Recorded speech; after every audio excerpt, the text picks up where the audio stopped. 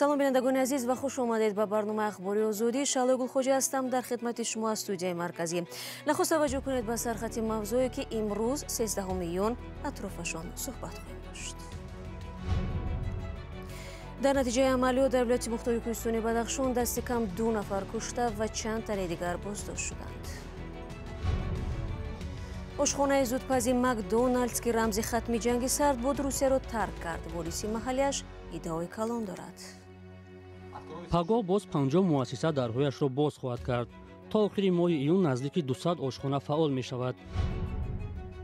ва як шаҳрванди ӯзбекистон ки солҳо боз муқими Тоҷикистон аст, барои бозпас гирифтани манзилаш аз Шавкат Мирзиёев хостори кӯмак шудааст. ба қавли мақомоти интизомии Тоҷикистон, Хурсанд Мазоров ва Зоир Раҷабов афроди бонуфуз дар байни сокинони Хоруғро ки ба мақомот таслим нашуданд, рӯзи 12 июн дар ҷараёни як амалиёт безарар гардонданд. ин хабарро Аҷонсии давлатии Ховар рӯзи якшанбе нашр кард. пойгоҳи Памир Дели Ньюс бо такя ба шахсони наздик ба онҳо навишт, Мазоров ва Раҷабов худро мунфаҷир карданд. бо сабаби набудани интернету мушкили иртиботи телефонӣ бо Бадахшон дарёфти ҷузъиёт ва тасдиқи дурустии фарзияҳо аз манобеъи мустақил ғайриимкон аст. ҳамчунин аз ин пеш 3 тан аз чеҳраҳои шинохта дар Бадахшонро боздошт карданд. ҳамкорам Мирзонабӣ Холиғзод таҳвилоти ахир дар вилоятро дунбол дошт ва ҳоло бо мо дар студия аст. хуб, имрӯз дар Хоруғ чӣ мегузарад? шаъло бибинед, ҳамин рӯз субҳи امروز چند تن از ساکنان برخاروق گفتند که پرچم اسماعیلی ها که با سنگپاره ها در بغل کو چیده شده در بالاتری برخاروق تصویر کرده شده بود، به نشان احترام به امام حاضر جمعیت اسماعیلی ها آخوان 4 همین شب گذشته تخریب کرده شده است.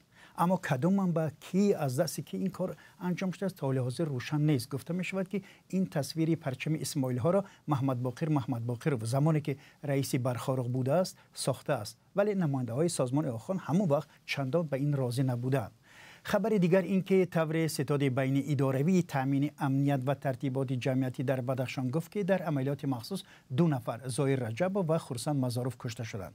دیگر این عملیات ادامه دارد و بازپرسی ساکنان همچنان انجام داده می شود. طور مقامات در خبری رسمی گفتند خرسند مزاروف 50 ساله بر اساس 11 بند کودکس جنایی از جمله تروریسم و کشتار و قاچاق مواد مخدر و قاچاق سلاح و رجبوف 50 ساله بر اساس 8 بند کودکس جنایی از جمله تروریسم و غصب بنا و انشاءات حکومتی و برانگیختن کینه و عداوت ملی و نژادی گمانبر بودند. اما تا همین حالی که ما صحبت داریم افراد نزدیک به آنها در این باره اظهار نظر نکردند. زایر رجبوف و خرسند مزاروف از شخصان نزدیک به امام نظروف هستند که سال 2012 در خاروق به طور مرموز کشته شدند. آنها را در ولایت مختار کوهستان بدخشان فعالان جامعه معرفی میکنند، اما مقامات همواره سرکرده های گروه های جنایی خاروق نام بردند. مقامات با نشر عکس گفتند از خرسند مزاروف و زایر رجبوف و 10 شخص وابسته به آنها از جمله امام نظر شاشرینوف و مسلم شیرزمانوف چند سلاح و تیردان و $700 و یک دوربین شبانه گرفتند. نظری پیوندانشان و افراد نزدیک به آنها تا حال حاضر دسترس نیست. خب شما از مسلم شیرزمانوف برادر علیم شیرزمانوف نام بردید، در رابطه با این بازداشت چه خبر است؟ ببینید مقامات این بازداشت را تصدیق کردند و حتی در خبرنامه گفتند که در خانه او یک اتومات کلاشنیکوف با یک تیردان، 18 گلوله تیر و 2 نارنجک F1 پیدا کردند.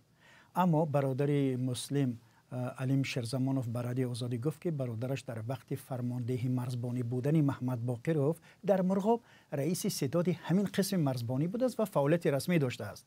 و میگوید یک سببی، اگر یک سبب بازداشت برادرش همین باشد، سبب دیگرش یعنی برادری علیم شیرزمانوف بودنی این مسلم شیرزمانوف می باشد. نزدیکان مسلم شیرزمانوف میگن از دیروز یعنی 12 میلیون به این طرف از سرنوشت او اصلا درک ندارند.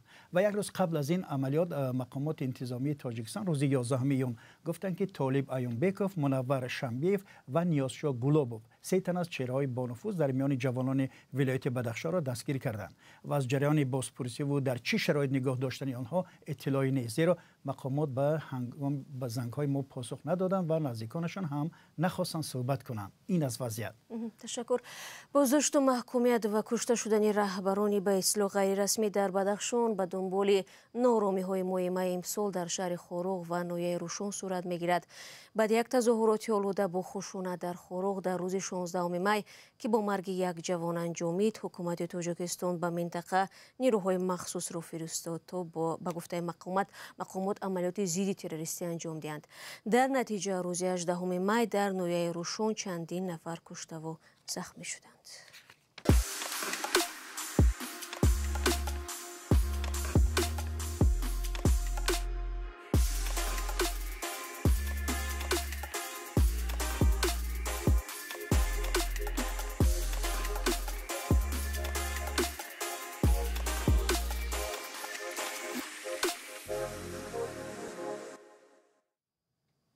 شما برنامه اخباری رادیو آزادی را تماشا دارید. در شهر و ولایت مسکو در روز روسیه نخستین 15 شبکه آشخانه‌های تست تیار فکوسنای توچکا گشوده شد. این آشخانه‌ها شبکه مکدونالدز را که پس از آغاز جنگ در اوکراین روسیه را ترک کرده بود عوض می‌کند. نام نو تا لحظه آخرین مخفی نگاه داشته می‌شد و تنها در افتتاح آشخانه‌های اولین اعلان کرده شد. صاحبان برند نیت دارند که هر هفته در مکان سابق مکدونالدز در سراسر روسیه تا 80 آشخانه نو باز نمایند. کامرسیت تا موضوع ادامه می‌دهد.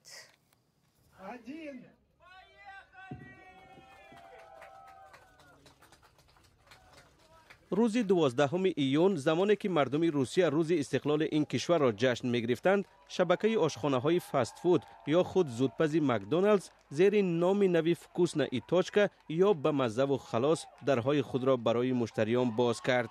یک ماه پیش این شبکه معروف آشخانه‌های آمریکایی با اشاره به تجاوز روسیه به خاک اوکراین ابراز داشت که فعالیتش را در روسیه بس می‌کند.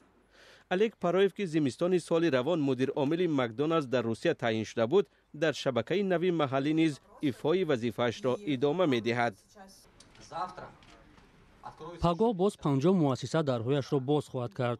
تا آخری ماه ایون نزدیک 200 آشخانه فعال می شود. این روند تا آخری تابستان دوام خواهد کرد و ما در تمام منطقه ها مؤسسه هایمان را دوباره فعال می کنیم. مالک فکوسنا ای توچکا ثروتمند روس الکساندر گوور امیدوار است که مشتریان شبکه نوی غذای زودپز را خوش قبول می کنند. من انسانی نامجوی هستم. نقشه من با فعال نمودن این 850 آشخانه خاتمه نخواهد یافت. من آشخانه‌های نو هم بنیاد خواهم کرد و ما به طور جدی صفت غذایی برای مهمانان تقدیم شونده را نظارت می‌کنیم. خادمان شبکه نو میگویند که نمود داخلی آشخانه‌های مکدونالدز را تغییر نمی‌دهند، اما اشاره‌ها به نام کهنه را پوره از بین می‌برند. مراسمی با تنتنه دیروزه را نفر با لوحه بیگ مک را برگرداند خلل‌دار کرد. او نام گامبورگری معروف مکدونالدز را ذکر نموده مخالفتش را به شبکه نو به این طرز نمایش داد و مورد توجه خبرنگاران قرار گرفت. کارشناسان افتتاح شبکه نوی غذایی را همچون امتحان تاب‌آوری روسیه به تحریم کشورهای غربی مینامند. افتتاح اولین آشخانه‌های مکدونالدز در سالهای 90 عصر گذشته در عرصه فروپاشی اتحاد شوروی همچون رمز ختم جنگ سرد ارزیابی میشد. بازشوی شبکه محلی غذایی به جای مکدونالدز در روز استقلال روسیه هم شاید به رمز تبدیل یابد.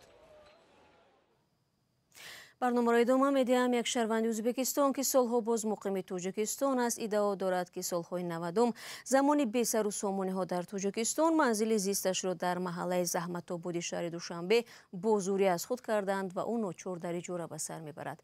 در همین حال جانبی دیگری بحث دلیل‌های خود را پیش می‌آورد. زاده ازبکستان برای دادخواهی به مقامات کشورش مراجعت کرده و امیدوار است که منزلش را برایش پس می‌گردانند. چنانچه روی این موضوع را سروینازی روح‌الله و شهلای عبدالله پیگیری کردند. این شهروند ازبکستان که سالها باز مقیم تاجیکستان است از پرزیدنت کشورش شوکت میرزیویف خواستار کمک شده است. با ادعای او زمانی جنگ شهروندی در تاجیکستان نفر بازور منزل زیستش را در شهر دوشنبه از خود کرده و دیگر پس نگردانید. من میخواهم که اوید چنین حالتی من وابسته به حالت من از پرزیدنت ازبکستان مقامات قانونی ازبکستان مراجعت کنم که یعنی یک گروه غارتگران همین سال 93 خانه ما به واسطه اسلحه کشیده گرفته بودند برای برگرداندن به من یاری دهند. давоми 10 соли ахир ин марду хонаводааш дар вагоне дар заминҳои хоҷагии деҳқонии канори душанбе ба сар мебарад.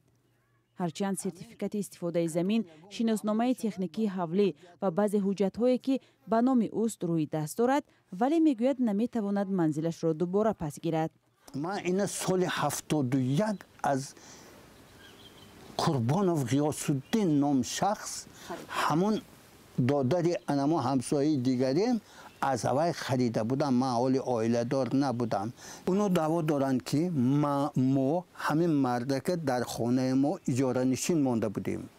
соли 1977 рафт монда рафт тамоман то 2002 мо ин мардака наидем дигар. ин соли 2002 омада мегӯяд ки ман даъвои манзил дорам. артон гӯш кунед. 7 фарзанди ман дар ҳамунҷа таваллуд шуд. ин занакам дар текстил, дар совмин, дар чилосни насосни фабрика ҳамон соло кор карда буд. ман худам 13 сол роҳи оҳан кор кардам.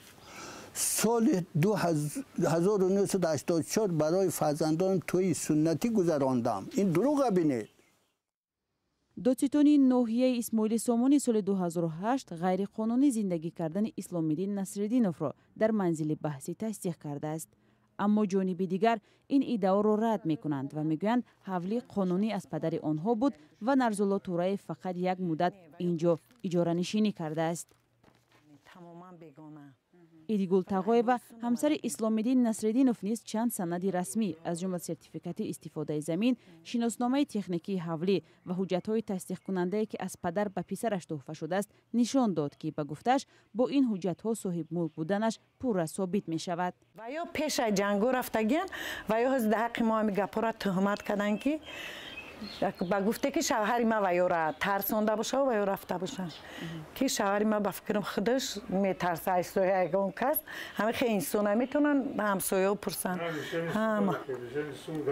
ҳамаш ҳаст. мо мисол ҳама судо да будем ва ё да будем ҳама ямира мо пешниҳод кардем.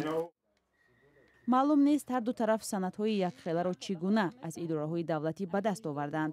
ҳар ду ҷониб мегӯянд баҳсашон инак 25 сол боз давом дорад ва соли 2011 додгоҳи Исмоили Сомонии шаҳри Душанбе дар зинаи кассатсионӣ баҳсро бо сабаби гузаштани вақт бебаррасӣ гузоштааст.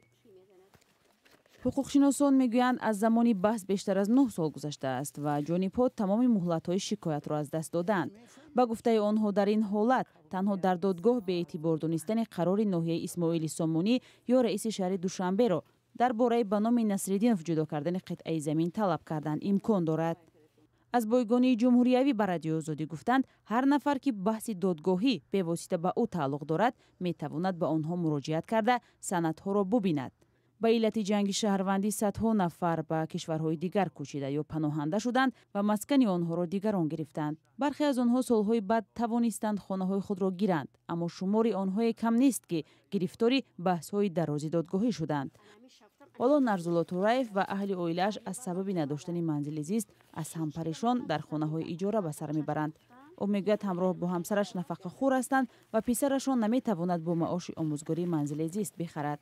ӯ гуфт умеди охиринаш ба президенти Узбекистон аст ва бовар дорад мақомоти дахлдори он ба ӯ ҳамчун шаҳрвандаш кӯмак мекунанд. ва Тоҷикистон воридоту истеҳсолу фурӯши лампаҳои камасрафи симобдорию чароғҳои кушандаро дар кишвар манъ кард. қарори ҳукумат дар ин бора аз 1.5 сол ба иҷро даромадааст. ин дар ҳолест ки ҳукумати Тоҷикистон дар як маъракаи нима иҷборӣ соли 2009 сокинон ва корхонаву ширкатҳоро ба насби лампаҳои камасраф водор карда буд.